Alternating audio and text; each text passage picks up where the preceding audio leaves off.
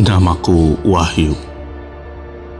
Ini adalah pengalaman horor yang aku alami saat ikut camping pendidikan dasar ketika masih bersekolah di sekolah menengah atas.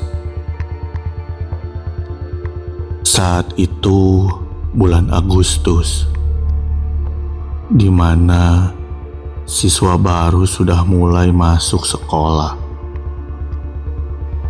Pihak sekolah serta OSIS berencana mengadakan camping pendidikan dasar sebagai bagian dari masa pengenalan lingkungan sekolah. Aku yang memang ikut bergabung dengan OSIS lalu ditugaskan sebagai pembimbing kelompok siswa dan diberi tanggung jawab untuk menjaga mereka selama kegiatan berlangsung.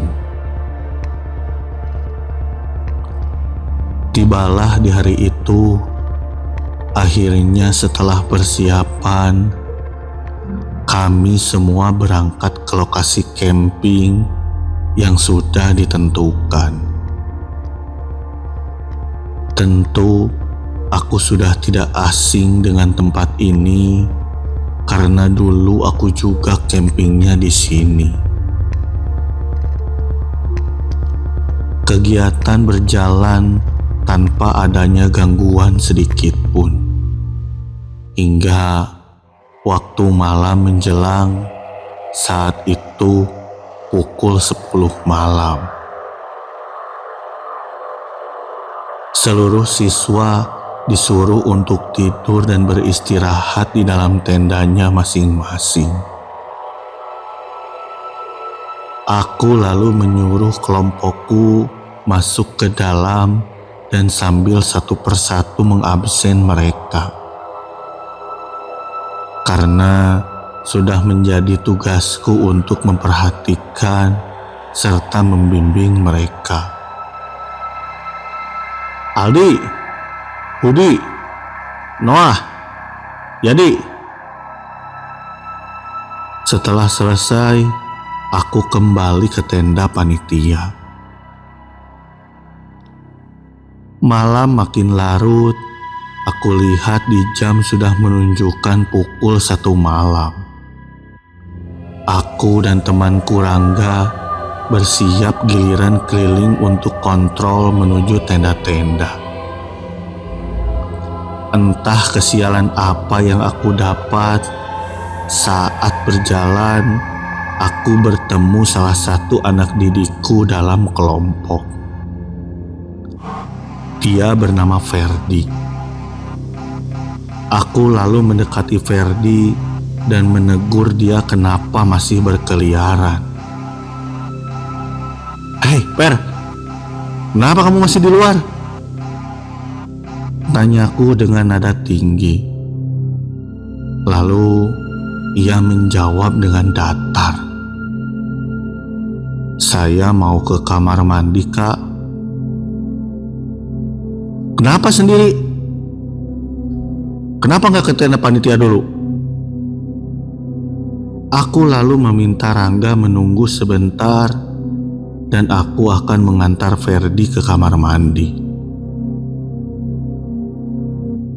Aku lalu berjalan di depan dan Ferdi mengikutiku di belakang. Hingga tibalah di kamar mandi. Aku lalu menunggu di luar dan Ferdi lalu masuk ke dalam. Beberapa menit berlalu, ternyata Ferdi sudah terlalu lama di kamar mandi. Aku lalu masuk dan mengetuk kamar mandi itu. "Fer, ayo Fer, cepat jangan lama-lama." Saat ketukan berikutnya, pintu kamar mandi itu tiba-tiba terbuka. Namun, tak ada seorang pun di sana.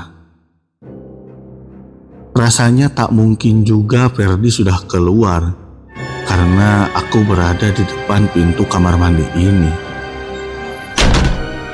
Aku terkaget dan kulihat pintu kamar mandi ini tertutup dengan keras.